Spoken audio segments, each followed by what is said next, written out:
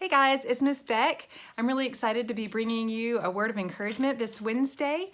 Pastor Terry told you last week that we're going to be covering the book of Ruth for a few days, and we've been talking about redemption. Redemption is kind of a big word, a church word. You might not use it very often in your everyday life, but it just means to buy back or to make right or to save. And I want to encourage you today that God can save and redeem every circumstance in your life. Today, I want to focus on the last part of chapter 1 and talk about the setting that Naomi and Ruth find themselves in. Their situation is hard. Pastor Terry shared last week that Naomi's husband had died, her 2 sons had died, and now she's traveling back home to a land that is recovering from famine. That's why they left in the first place in Israel, and they've been gone for 10 years, and she's going back home, and her daughters-in-law have headed out with her. Along the way, she encourages them to go home, and her one daughter-in-law, Orpah, does. Naomi and Ruth travel back home, and they show up in Bethlehem at the time of the harvest.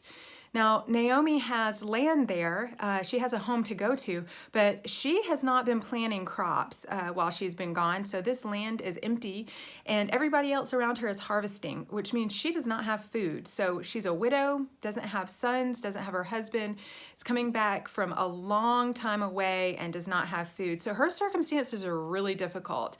And I want to read Naomi's response as she gets into town. It says, "So the two of them continued on their journey. When they came to Bethlehem, the entire town was stirred by their arrival. 'Is it really Naomi?' the women asked. 'Don't call me Naomi,' she told them. 'Instead, call me Mara.' Mara means bitter. 'For the Almighty has made life very bitter for me. I went away full, but the Lord has brought me home empty. Why should you call me Naomi, when the Lord has caused me to suffer, and the Almighty has sent such tragedy?' So Naomi returned from Moab, accompanied by her daughter-in-law Ruth, the young Moabite woman. They arrived in Bethlehem at the beginning of the barley harvest." So when Naomi gets into town and people greet her and say, "Hey, Naomi," she says, "Don't call me that. I'm bitter." She found herself in a really ugly place, and God did not rebuke her for that because her grief was real. And I want to encourage you that you may find yourself in circumstances where your grief is real. Perhaps it has to do with the social distancing we're experiencing. We're not getting together as a youth group. You're not going to school. And maybe you feel confused, frustrated, disappointed by that. And especially if you're a senior, you may feel really discouraged that your senior year is not finishing how you expected. Prom may not happen, and you may not have gotten to finish out a sport that you really wanted to participate in, and this looks really different, and you may be grieving that, and that is okay. And you may have other circumstances in your life that you're grieving. Maybe your parents have split up. Maybe you have a friendship that's fallen apart. Maybe you have struggled with a sickness.